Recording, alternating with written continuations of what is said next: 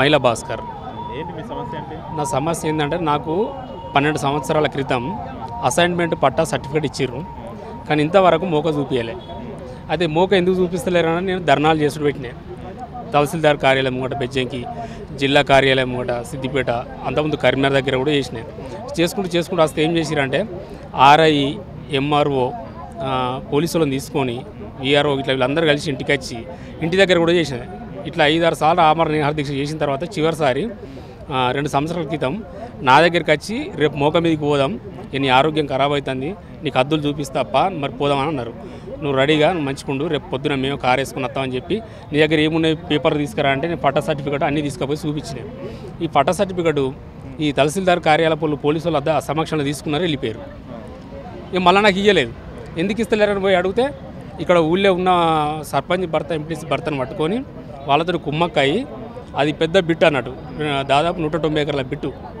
అందులో 150 ఎకరాలు మాత్రమే పంపిణీ చేసిర్రు, ఇంకా 40 ఎకరాలు అక్రమదారులు అందరూ కలిసి దున్నుకుంటారు. వాళ్ళందరూ డబ్బులు జమ చేసి ఈ సర్పంచ్ భర్తకి, ఎంపీసీ భర్తకి ఇస్తే వీళ్ళు రెవెన్యూ వాళ్ళకు, పోలీసు వాళ్ళకి ఇచ్చి నన్ను అడ్డుకొని ఈ సర్టిఫికేట్ గుంజుకొని నాపై దాడి చేసి నన్ను 2 సార్లు తీసుకొని పోలీస్ స్టేషన్లో కొట్టడం జరిగింది. దాడి చేసి కొట్టిర్రు. అక్రమ కేసు పెడుతున్నావు, వాటి నువ్వు సోషల్ మీడియాలో ఇట్లా పెడుతున్నావు, నా మీద కేసు పెడుతున్నావు అని బెదిరించుడు. నా దగ్గర ఉన్న దాదాపు మా భార్య మీద బంగారం అమ్ముకున్నా, ఉన్న వస్తువులన్నీ అమ్ముకున్నా. ఈ కార్యాలయాల చుట్టూ తిరగడానికి నాకు సమయం సరిపోతుంది. దాదాపు ఈ 12 సంవత్సరాల నుంచి తిరిగి అలసిపోతున్నాం.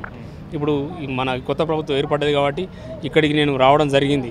అంతకుముందు కూడా సీఎం కేసీఆర్ గారు ఉన్నప్పుడు ఇక్కడికి కలుద్దామని వస్తే అక్కడ పోలీసులు మొత్తం నన్ను గుమ్మిగూడి తీసుకుపోయి జీబులేసి పంజగుట్ట పోలీస్ స్టేషన్ ఒక రోజు మొత్తం బంధించారు, కొట్టిరు.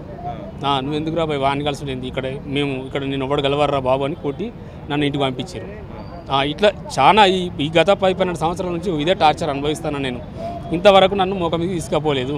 మరి అక్రమదారులకే వీళ్ళు సపోర్ట్ చేసుకుంటూ వాళ్ళ దగ్గర లంచాలు తీసుకొని వీళ్ళు టైంపాస్ చేసుకుంటా కాలయాపన చేస్తే నెల జీతాలు వాళ్ళు కరెక్ట్గా తీసుకుంటారు. మరి మా సొంతలో బతుకులు ఏం కావాలి?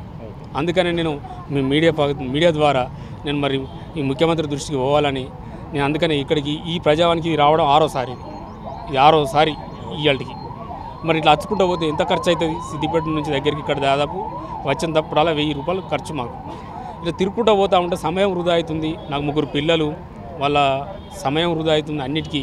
కాబట్టి నాకు ఇప్పుడైనా న్యాయం చేయాలని మరి ప్రజాపాలనలో నేను ఈ ప్రభుత్వాన్ని వేడుకుంటున్నాను.